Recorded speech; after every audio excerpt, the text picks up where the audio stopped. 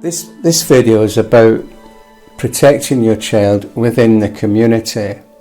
Now, admittedly, there are some communities where children cannot get outdoors. They cannot, or they dare not go outdoors. And in those kind of circumstances, it is difficult, but not impossible. The one thing to remember is that the safest, happiest, most contented, highest achieving families in the UK are very close-knit communities. They are what's called a monoculture. In other words, they have the same values as everyone else. They all share the same values, the same priorities when it comes to their children and their family. So that you know that everybody's trying to achieve the same level of happiness for their children that you want to achieve for yours. So one of the things, we can't replicate that as it is in the safest cities or the safest communities, but what we can do is we can replicate it in a different form, and that's to have parenting cooperatives. Parenting cooperatives, it's on parentingcooperatives.com and .uk, so that parents can communicate with other parents who have similar values to their own. And it's usually neighbours, friends and neighbours within your neighbourhood with children attending the same school. One of the things to remember about this, and it is so crucial to understand, please keep your network of friends, neighbours and family very, very closely guarded secret to everyone else. Only have people on there that you know well enough and that you trust. Usually it's people with children at the same school as your own. That enables parents to address any trivial issues within the school that are not classed as criminal. I'll give you a quick example of how this works. One of the girls in our group was being bullied by some other girls.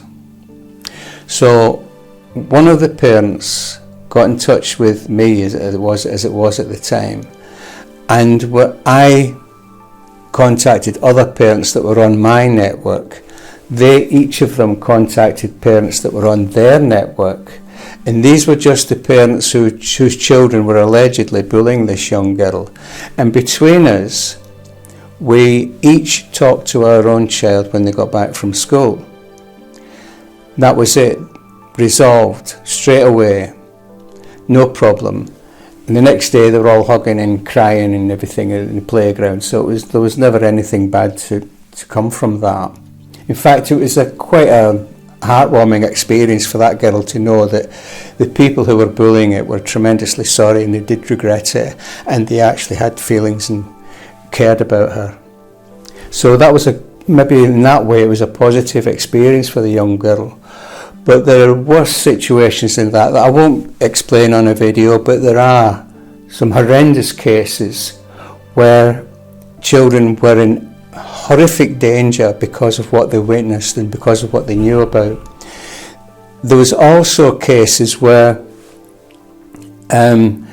young children were being bullied or they're being groomed, etc. Other children could witness it, but that child is too afraid to tell their own parents. Now there's a situation that's happened hundreds and thousands of times where they're too afraid, or they're being bullied and intimidated and threatened to the point where they dare not tell anyone what is actually going on and what is actually happening. Now in those cases, what we've found is that some of these children who witness this happening will go home and tell their parents. And those parents will get in touch with the parent of the child who's actually being targeted.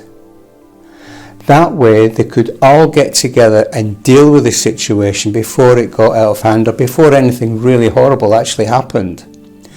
And the child, as far as everyone knows, the child did not, as they would say, didn't grass anybody up. In fact, they don't know who actually grassed them up, because it could have been any one of a number of children whose parents are part of this cooperative.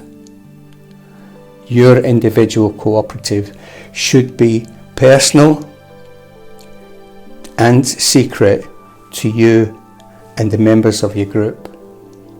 I know it's secretive and it might seem a little bit sneaky, but yeah, that's the idea. To keep everything secret and to yourselves until or unless it reaches to a stage where the parents cannot deal with it and it's turning towards a crime happening, and it prevents crime. That's what it's doing. But occasionally, if it looks as if it's going that way, that's when you actually involve your local community police officer.